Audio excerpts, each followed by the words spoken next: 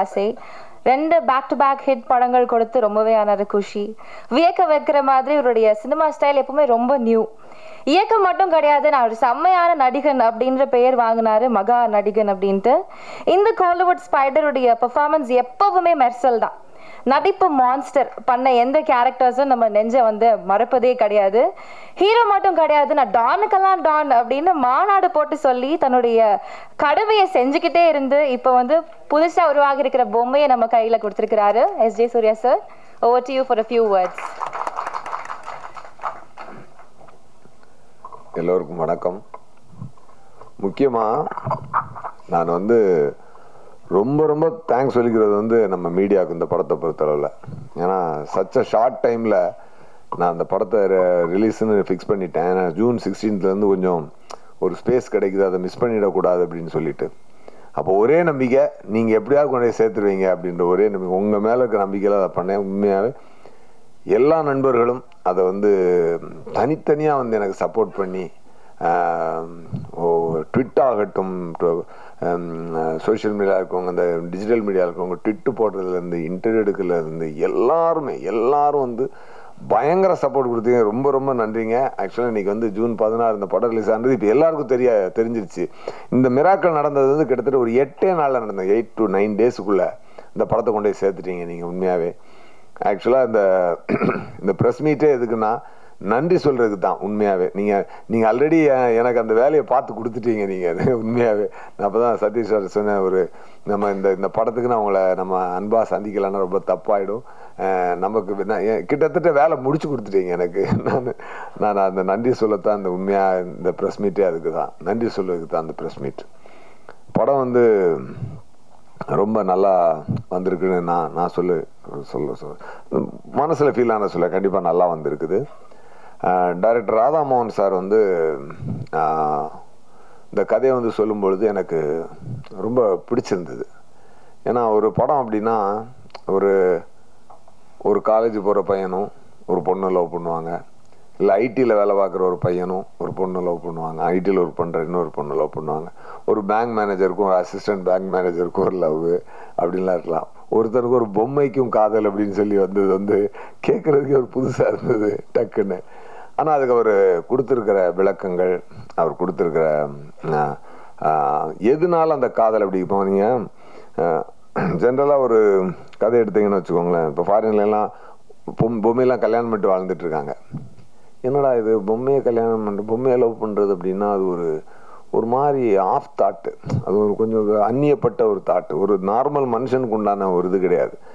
அது மாதிரி ஒரு சின்ன என்னது இது அப்படின்ற ஆஃப் தாட்டை அவர் அழகான ஒரு காதல் கதையாக அவர் பின்னுனது தான் அவருடைய அந்த மொழியும் அபிநானும் செய்த அந்த சிற்பியினுடைய ஒரு வலு தெரிஞ்சுது. உண்மையாக கண்டிப்பாக அவருடைய அந்த அழகியலா அந்த பொம்மை கதை அவர் சொல்லியிருக்கிறது ரொம்ப சூப்பராக இருந்தது. ஒரு 96 ஒரு பிரீசி ஃபீல் இருக்கும். அந்த பாலுமகேந்திரா சார் படங்களில், பழைய மகேந்திரன் சார் படத்தில், இன்னும் சொல்லப்போனால் குணாவில் அந்த கண்மணி என்பது காதலுக்கு முன்னாடி இருக்க சீன், இதுலெல்லாம் பார்த்தீங்கன்னா ரொம்ப அழகான ஒரு நேச்சுரல் பர்ஃபார்மன்ஸ் ஒன்று எக்ஸ்ட்ராக்ட் பண்ணியிருக்கோம். அது இந்த கதைக்கு தேவைப்பட்டது. அப்போ தான் பிரியாபவானி சங்கர் புக் பண்ணுவாங்க, அவங்க பொம்மை மாதிரியே இருந்தாங்க. அதனால் முதல் ஆப்ஷன் பிரியாபவானி சங்கர் அவங்க கிடையாது. நான் மான்சன் அடிக்கும்போது சொல்லுவேன், படம் வேற ஹிட் ஆகி தொலைஞ்சதும் இது வேற இன்னொரு தடவை காம்பினேஷன் நடிங்கன்னு சொல்லுவாங்க, உங்களோட இன்னொரு தடவை வேறு நடிச்சாகணுமா அப்படின்னு சொல்லுவேன். அது ஆட்டோமேட்டிக்காக அப்படி தான் வந்துச்சு. பட் அந்த க்ளோஸ்அப்ஸ் எல்லாம் பார்த்தீங்கன்னா அப்படியே ரியல் டால் மாதிரியே இருப்பாங்க. அந்த பிங்க் சாரியில் அந்த பின்னாடி லைட்ஸ் எல்லாம் இருக்குது, அதெல்லாம் பார்த்தீங்கன்னா ரொம்ப நாங்கள் ஷூட்டிங் ஸ்பாட்லேயே டேரக்டர் என்ன அது ஏன் அப்படி இருக்குது அப்படி க்ளோஸ்அப்பு அப்படின்னு அவர் மிரண்டு போகிற அந்த மாதிரியே ஒரு ரியல் பொம்மை மாதிரியே அவங்க ப்ரெசன்ட் பண்ணாங்க. அண்டு அந்த ஸ்பெஷலாக அந்த நடிப்பு நல்லா இருக்கிறதுக்கு பிரியா நிறையா படம் பண்ணியிருக்காங்க, பண்ணால் கூட இந்த படத்தில் ஒரு ஸ்பெஷல் அவுட்புட் அவங்ககிட்ட இருந்து வந்திருக்கு.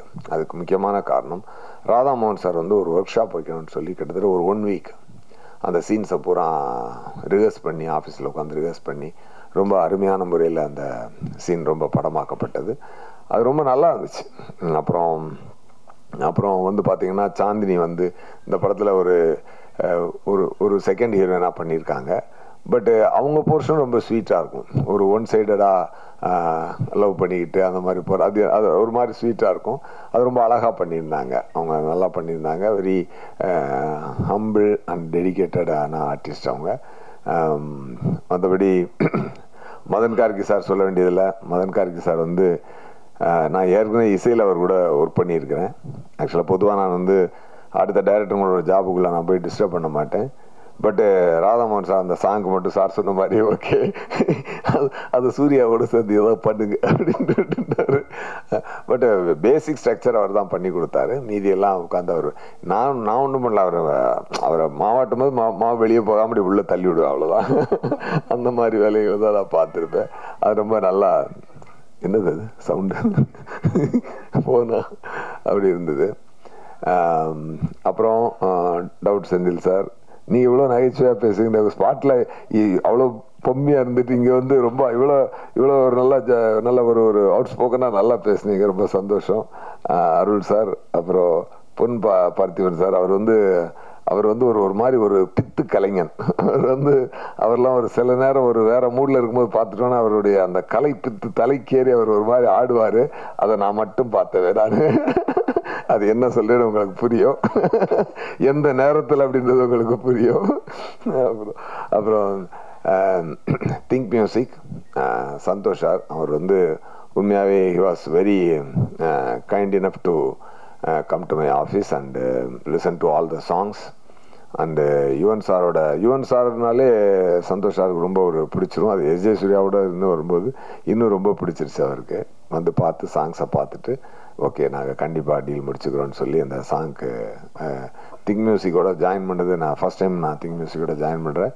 we will do many more films together sir. கண்டிப்பாக ரொம்ப சந்தோஷம். சுரூப் ரெட்டி சாருக்கும் இந்த நாளில் என்னோட நன்றியை சொல்லிக்க ஆசைப்படுறேன். அப்புறம் ரிச்சர்ட் சார் சொன்ன மாதிரி அவர் அதிகமாக பேச மாட்டார், அவர் வேலை தான் பேசும். ஆண்டனி சார் எடிட்டர், கனல் கண்ணன் மாஸ்டர், அவர் வந்து இந்த கதையில் வந்து ராதாமோகன் சாரினுடைய தன்மை இல்லாமல் அது போக சில விஷயங்கள் படத்தில் வந்து தேவைப்பட்டது. அவர் ராதாமோகன் சார் என்ன மைண்டில் வச்சு எழுதுன கதை இல்லை இது. ஆனால் எங்கேயோ அது அந்த எனக்கு தேவையான அளவுக்கான சில விஷயங்கள் அதில் ஆட்டோமேட்டிக்காகவே இருந்தது. அதுக்கு வந்து காம்ப்ளிமெண்டிங்கான நல்ல டெக்னீஷியன்ஸ் வந்தது வந்து கிரேட். நல்ல சாங்ஸ், கனல் கண்ணன் மாஸ்டரோட ஆக்ஷன் பிளாக். ஏன்னா அவன் அந்த பொம்மையை காதலிக்கிறவங்க, அவனுக்கு வந்து அந்த பொம்மையை அவன்கிட்ட வந்து யாராவது பிரிச்சு அவன் என்ன வைல்ட் ஆகிறான் அப்படின்றதுக்கு அதுக்குண்டான அந்த சீன்ஸ் எல்லாம் அவர் ரொம்ப அழகாக பண்ணியிருப்பார். அந்த ட்ரெய்லரில் கூட கொண்டு ஒரு கை வந்து அந்த செவரை பிடிச்சிட்டு அப்படி வரும்போது ஃபேஸ் வரும், அதெல்லாம் வந்து கனல் மாஸ்டர் ரொம்ப அழகாக கன்சீவ் பண்ணார் அந்த மாதிரி ஷார்ட்ஸ் எல்லாம். அப்புறம் அந்த பொம்மை வந்து வான்னு கூப்பிடுறதெல்லாம் வந்து அந்த ட்ரெய்லரில் பார்த்துருப்பீங்க. அது ரொம்ப அழகாக அந்த ஷார்ட்ஸே வந்து அவர் அழகாக கன்சீவ் பண்ணார். சும்மா சச்ச கிராம்ப்டு ஏரியா, அதுக்குள்ளே அவ்வளோ ஒரு எஸ்தட்டிக் சென்ஸோடு அந்த ஃபைட் அவர் பண்ணியிருப்பார். அதுக்கு நன்றி சார். அப்புறம் ஆண்டனி சார் வந்து ஏற்கனவே பல இன்டர்வியூவில் சொன்ன பாயிண்ட் தான், இருந்தாலும் நான் சொல்கிறேன். ஆண்டனி சார் வந்து ஒரு நாள் இந்த படம் ஃபர்ஸ்ட் வெர்ஷன் ரெடி ஆகிடுச்சு. ஃபர்ஸ்ட் வெர்ஷனை எனக்கு பிடிச்ச கதை, நான் ரசித்த கதை. இது வந்து தமிழ் மட்டும் இல்லை, தெலுங்குலையும் போகும்போது ஹிந்திலையும் ரீமேக் பண்ணணும் அப்படின்ற அளவுக்கு நான் மைண்டில் பிளான் வச்சுக்கிட்டு இருந்த ஒரு கதை. அந்த படமாக எடுத்தாச்சு. எல்லோரும் ஒரு தடவை பார்க்கும்போது படம் சூப்பராக இருக்குது. இண்டிவிஜுவலாக பார்க்கும்போது ஓவரால் லென்த்தில் எனக்கு ஒரு 12 நிமிஷம் ஒரு இடி இடிச்சுது. கொஞ்சம் ஒரு மாதிரி இந்த இடத்த தூக்கிட்டா இன்னும் ஸ்பீடாக இருக்குமே அப்படின்னு எனக்கு ஒரு மைனஸ் வந்துச்சு. அப்போ டைரக்டர் சார்கிட்ட கேட்டேன், டைரக்டர் சார் அப்படின்னாரு. அப்புறம் ஆண்டனி சாரை கூப்பிட்டு கேட்டேன், ஆண்டனி சார் நோ தலைவா அதெல்லாம் கரெக்டாக இருக்குது அப்படின்னு சொல்லி சொன்னேன். நான் எடிட்டிங்கில் போனேன் மொத்தமாக அவங்க முடிச்சதுக்கப்புறம், எல்லாமே அவங்க முடிச்சதுக்கப்புறம் லாஸ்ட்டாக படம் பார்த்து நான் கேட்டது. ஏன்னா சில பேருக்கு போட்டு பார்க்கும்போது நான் கேட்டது. அப்போ இல்லை தலைவா அப்படின்னாரு. அப்போ நான் அவர்கிட்ட கேட்டேன், டைரக்டர் சார் இல்லை, அதை இப்போ தனியாக கூப்பிட்டு கேட்டேன், ஏங்க டைரக்டர் சார் ஏதாவது டென்ஷன் ஆவார்னு பயந்துக்கு சொன்னீங்களா, நான் கேட்குற ஓப்பராக சொல்லுங்க அப்படின்னு சொன்னேன். தலைவா என்னை பற்றி தெரியாதா உங்களுக்கு அப்படின்னாரு. அதாவது நான் காக்காலேருந்து ரோபோ வரைக்கும் ஒர்க் பண்ணுவேன். நான் சொல்கிறேன் கேளுங்க, this movie is very close to my heart அப்படின்னு சொல்லி சொன்னார் சார் ஆண்டனி சார். அவர் சொன்னது வந்து டெஃபினட்டாக அவர் சொன்னது வந்து அதை ஃபீல் பண்ணேன் நான். அப்புறம் கொஞ்சம் போராடிக்கிறாடி ஒரு 5 நிமிஷம் மட்டும் இப்படி குறைச்சிக்கிட்டாரு. They were kind enough to reduce that. அது எதுக்கு அப்படின்னு சொல்லி சொன்னால், அதுவும் நல்ல சீன்ஸ் எடுத்து வச்ச சீன் நல்ல சீன்ஸ். ஆனால் இவ்வளவுதான் அதுக்கு இருக்கணும் போது இப்போ அது நல்லா ஒரு கிறிஸ்பாக ஒரு அழகா இந்த படம் வந்து அதுக்குண்டான அதுக்குண்டான நேரத்தை அதுவே எடுத்துக்கொண்டது. கொரோனா டைமில் நாங்கள் கொரோனா ஸ்டார்ட் ஆகுது, ஒரு சாங்கும் கொஞ்சம் போர்ஷன் ஷூட்டிங் பேலன்ஸ் இருக்குது. அப்போ வந்து கொரோனா வந்துருச்சு. சரி முடிச்சு அதுக்கப்புறம் அந்த சாங்கை ஷூட் பண்ணி அப்புறம் செகண்ட் லாக்டவுனில் பூரா அந்த சாங்க்கு சிஜி ஒர்க்குக்கு டைரக்டர்லாம் தண்ணி விடுத்து போயிட்டாரு. அந்த சாங்கோட சிஜி ஒர்க்குக்கெல்லாம் அப்படியெல்லாம் அது போய் அப்புறம் ஒரு நல்ல விஷயம், இந்த கொரோனா வந்து நிறையா ஹெல்ப் பண்ணிச்சு இந்த படத்துக்கு. அந்த டைம் எடுத்து அந்த டைம் கொடுத்தது இதெல்லாம் பார்த்தா என்னடா இழுக்குது அப்படின்னு பார்த்தா அது வந்து அது சப்போர்ட்டிவாக தான் இருந்துச்சு. யுவன் சார்ட்ட படத்தை கொடுத்தோடனே சாங்கம் பண்ணாரு. ஆனால் பேக்ரவுண்ட் ஸ்கோர் பார்த்தீங்களா ஒரு சீனுக்கு எப்படி இருந்த படத்தில் பாருங்க. நான் அந்த பொம்மையை பெயிண்ட் பண்ணுறது இதுக்கெல்லாம் போட்டது எனக்கும் பிரியாவுக்கு இருக்க சீன்ஸுக்கெல்லாம் அவர் வந்து ராதாமோகன் சார் வந்து ஒரு தன்னுடைய கலை ஒரு கலை நுணுக்கமுள்ள ஒரு ஆள் Radhamohan sir. Is a great actor. இன்னைக்கு அந்த போலீஸ் ஸ்டேஷன் சீனில் நான் நல்லா நடிச்சிருக்கேன்ற மாதிரி எல்லாரும் சொல்கிறாங்கன்னா அதை அவர் அப்படியே நடிச்சு காட்டினார். அவர் ஆக்சுவலாக அப்படியே நடிச்சு காட்டினார். அவர் இஸ் அ ஃபென்டாஸ்டிக் ஆக்டர். அவர் பார்க்க பசு மாதிரி இருப்பார், உள்ள பயங்கர புலியெல்லாம் இருக்குது அந்த மாதிரி.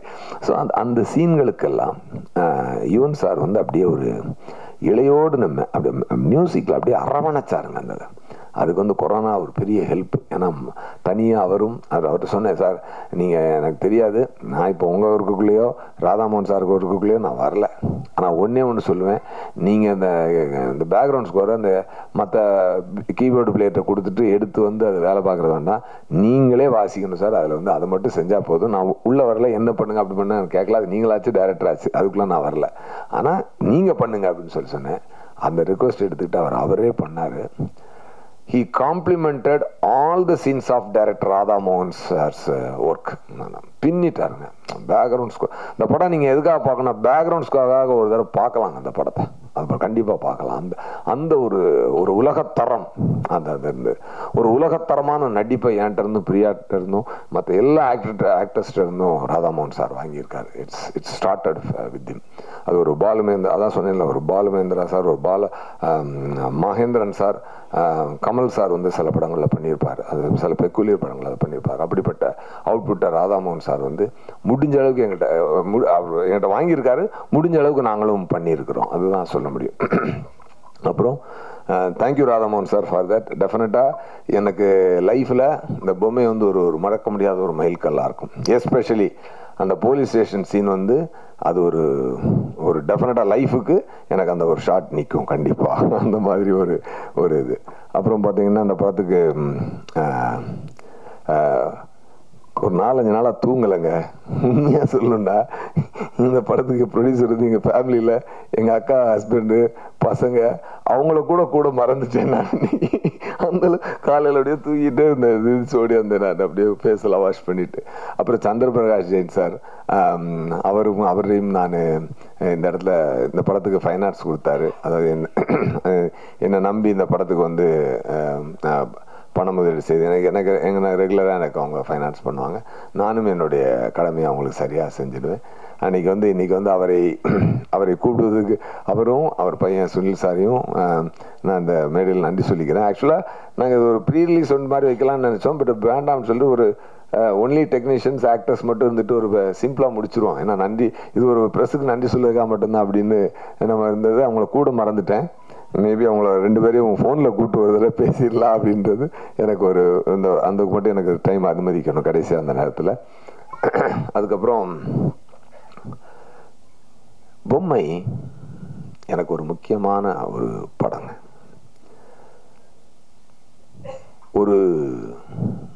ஒரு ஜூனியர் ஆர்டிஸ்டாக என் லைஃப்பை நான் ஸ்டார்ட் பண்ணேங்க. ஒரு ஜூனியர் ஆர்டிஸ்டாக ஸ்டார்ட் பண்ணி அங்கேருந்து பிளானை போட்டு டைரக்டர் ஆகி ப்ரொடியூசர் ஆகி சம்பாதிச்சு அதுலேருந்து ப்ரொடியூசர் ஆகி அந்த மொத்த காசையும் திருப்பி உள்ளே இறக்கி நியூன்னு ஒரு படத்தை எடுத்து அதில் அன்பியாரை வந்து அடுத்த வந்த படங்கள் சரியில்லாமல் சறுக்கி கீழே விழுந்து மண்டையெல்லாம் அடிபட்டு குழிக்குள்ளே போய் விழுந்து திருப்பி அங்கேருந்து எந்திரிச்சு இசைன்னு ஒன்று பண்ணி தரைக்கு வந்து உட்காந்து அதுக்கப்புறம் கார்த்திக் சுப்ராஜ் சாரோட ஒரு அருள்ன்ற ஒரு கேரக்டர் பண்ணி அங்கேருந்து ஸ்டார்ட் ஆன ஜேர்னி திருப்பி பிடிச்சு வந்து திருப்பி கொஞ்சம் சம்பாதிச்சு வந்துட்டு இருக்கும்போது திருப்பி ஒன் ப்ரொடக்ஷன் பக்கம் போகாதடா அப்படின்னு சொல்லி இருந்தாலும் என் மனசு கேட்காம ராதாமோகன் சார் கதை சொன்னோடனே சரி எடுத்துரும் பார்த்துக்குவோம். ஏன்னா எனக்கு அமிதாப் சாரோட வச்சு ஒரு படம் பண்ண படம் அப்படியே நின்று போச்சு. அது நான் அந்த வழியில் இருந்தேன் நான். அப்போது நான் திருப்பி சினிமாவுக்குள்ளே தான் போட்டுட்ருக்கேன். காசு வருதா தூக்கி உள்ளே தான் போடுறேன். நான் I live a very simple life. அப்படி பண்ணால் அது ஒரு வழியாக சேர்த்து தூக்கி கொண்டு வந்து வைக்கலான்னு பார்த்தா திருப்பி கொரோனா வந்துருச்சு. அந்த நெஞ்ச மரப்பதில் வரல நான் ஒரு கார்த்திக் ரவிவன் சார்ட்ட கூட பேசிகிட்டு இருப்பேன். அப்படி கஷ்டப்பட்டு ஜூனியர் ஆர்டிஸ்டாக இருந்து அதை பண்ணி இதை பண்ணி ஹீரோவாகி திருப்பி விழுந்து எந்திரிச்சு வந்து அருளை பிடிச்சி மெர்சல் பிடிச்சி ஸ்பைடர் பிடிச்சி அப்படி சுடலை பிடிச்சி மான்சர் பிடிச்சி அழகியம் நம்பில் பிடிச்சி இப்படி எல்லாம் வந்து அமிதாப் சாரை போய் பிடிச்சா கடையில் கொரோனா வந்து நிற்கிதுன்ற மாதிரி நின்று அந்த இடத்துல ராதாமோகன் சார் திருப்பி உள்ள வந்து இந்த கதையை சொல்லி அப்படி நம்மளை திருப்பி ஒரு தூக்கி சரி போவோம் இதை வச்சு போவோம் அப்படின்னு சொல்லி இது வந்து இந்த அதாவது 2 டைப் ஆஃப் படம் இருக்குங்க. கவரில் வெடி வைக்கிற படம், கதைக்குள்ள கண்டென்ட்டுக்குள்ளே வெடி வைக்கிற படம். இப்போ லவ் டுடே அன்பியார் நியூ இதெல்லாம் பார்த்தீங்கன்னா கண்டென்ட்டுக்குள்ளே வெடி இருக்கும், கவரில் பெருசாக வெடி இருக்காது. ஓகே. ஆனால் இந்த மாதிரி படங்கள் வந்து திருச்சிட்டம்பலம், அப்போ திருச்சிட்டம்பலம் 96, அப்புறம் ஆஷிக் 2ன்னு ஒரு ஹிந்தி படம் ஒன்று இருக்கும். ஆஷிக் 2லலாம் பார்த்தீங்கன்னா ஒரு சத்தியவான் சாவித்திரிக்கு உண்டான ஒரு தன்மையுள்ள ஒரு கதை. அந்த மாதிரி ஒரு உணர்வுகளின் அடிப்படையில் பண்ணப்பட்ட கதை. அப்படிப்பட்ட படத்தை திருப்பியும் நான் சம்பாதிச்செல்லாம் தூக்கி உள்ளே வச்சு இறக்கி இந்த படத்தை நான் பண்ணியிருக்கிறேன்.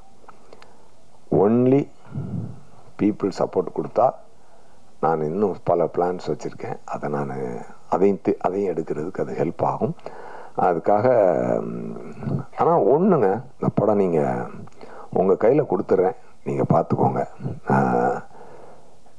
எஸ்ஜே சூர்யா அப்படின்ற ஒரு ஜெனியூனான சினிமாக்காக பண்ணுறவன்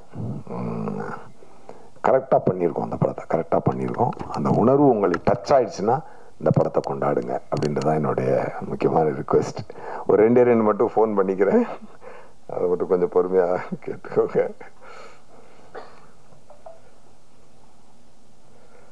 நான் மறந்துட்டேன் அவங்கள கூட.